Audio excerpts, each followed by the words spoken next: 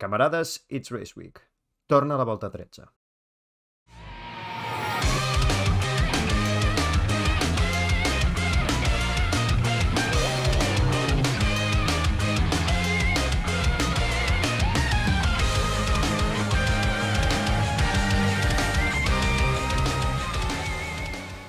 Aquesta setmana ens trobem a la segona cita del Mundial de Fórmula 1, el Jeddah Corniche Circuit. Un traçat que, si us soc sincer, us diré que em fascina i m'horroritza a la vegada. I és que, per una banda, es pot avançar superbé, el circuit flueix moltíssim, és superdivertit com a pilot, però té dues coses que no puc ignorar. I és que, a falta de veure les reformes d'aquest any, que ara després us les comentaré, el circuit és extremadament perillós, els murs estan massa a prop per les velocitats que hi ha i amb angles que dius, és que com això està aquí.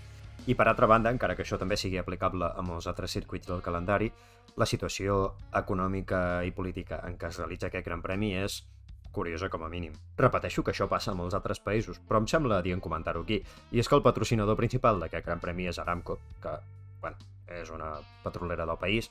Com ja sabem, les petroleres, doncs, bueno, tenen les seves coses, però un també entén que si volem que els cotxes de la Fórmula 1 hagin de gasolina, s'han d'associar amb petroleres, no hi ha més. Per tancar aquest parèntesi polític, també us diré que molt We Race As One per part de la FIA, però després, venim a aquest país i a altres, no és l'únic ni molt menys, que, mira, els drets de les dones i de la gent LGTB, doncs, de sobte no són tan importants. Bueno, doncs coses dels diners, suposo. Anant cap a la part tècnica del circuit, diré que és un circuit de mig a baix downforce. Depenent del que vulgui l'equip, hi ha equips que volen menys downforce i poder anar millor a la carrera i poder pensar i defensar-se millor. Probablement és una mica més ràpid tenir una mica més d'ala i poder-se beneficiar en les curves ràpides que tant caracteritzen aquest circuit. Hi ha dos punts de pensament claríssims, que són l'última curva i la primera. Veurem que sempre hi ha joc a l'última curva, aviam qui es queda al DRS per la recta principal. A vegades surt més a compte quedar-te darrere i no avançar a l'última curva i esperar-te a la recta principal per després poder posar tot el circuit distància entre tu i el pilot a darrere. El circuit ha patit bastants canvis de cara al 2023, de cara a millorar la seva seguretat i reduir les velocitats, tot i que ara comentaré que, bueno... Aquí tinc una llista, i és a la curva 3, 14, 20 i 21 han posat les típiques línies de vibració que posen al final del piano. Això a Àustria, per exemple, s'ha vist com destrossava els cotxes. Han posat pianos més inclinats a la curva 4, 8, 10, 11, 17 i 23. 4 i 8 em resulta preocupantíssim perquè són d'alta... Bueno, i la 23 també. Són d'altíssima velocitat i jo crec que posar un piano allà el que farà és que els pilots l'intentin agafar i sigui encara més perillós, però bueno. El que sí que em sembla molt bona idea és que a la curva 8, 10, 14 i 20 han allotjat molt els murs, així hi ha molta més visibilitat. Això a la free practice era perillosíssim, que podia haver-hi un cotxe parat i tu ni te n'adonaves, no el veies fins que el tenies a sobre. De cara al traçat en si de la pista, només hi ha un canvi gros, i és que a la curva 23 el mur teòricament escanya bastant més la pista. Avui, dia 15 del 3 del 2023, encara no n'han ensenyat cap foto, per tant, no sé. Personalment us diré que el mur a la curva 23 ja em feia moltíssima por. Ara potser serà algú més lent, així que és veritat, però si és encara més pronunciat, vull dir, el mur està a un angle pràcticament recte respecte a on ve el cotxe. A mi no em sembla la cosa més segura del món.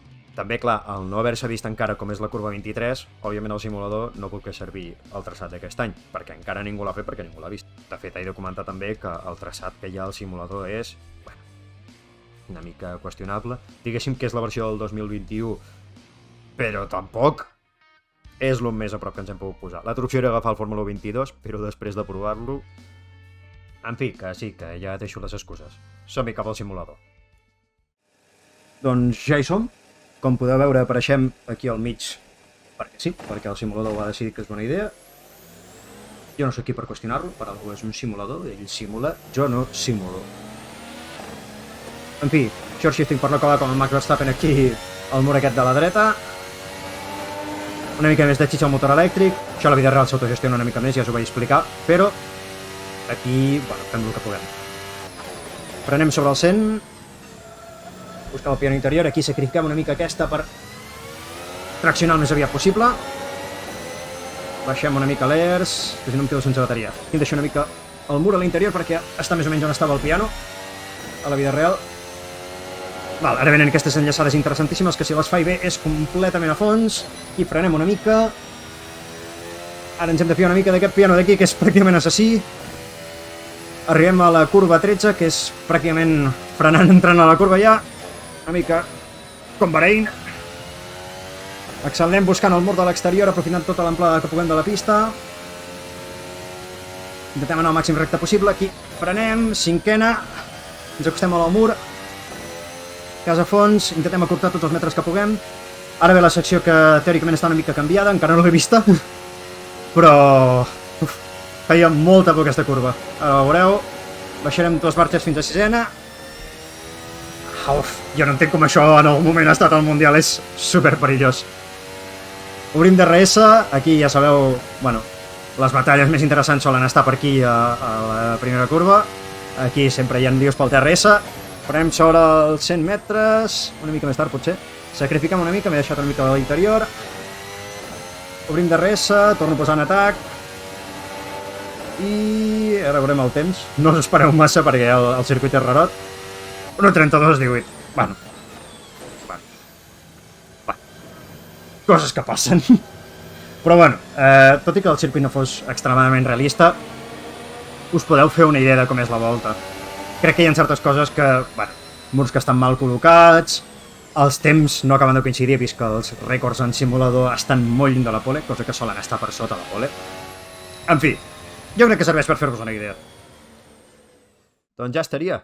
Tinc moltes ganes de veure aviam què tal va aquest cap de setmana, aviam si realment el que vam veure a Bahrein era real, aviam si hi ha o no podio 2, si us plau, resem.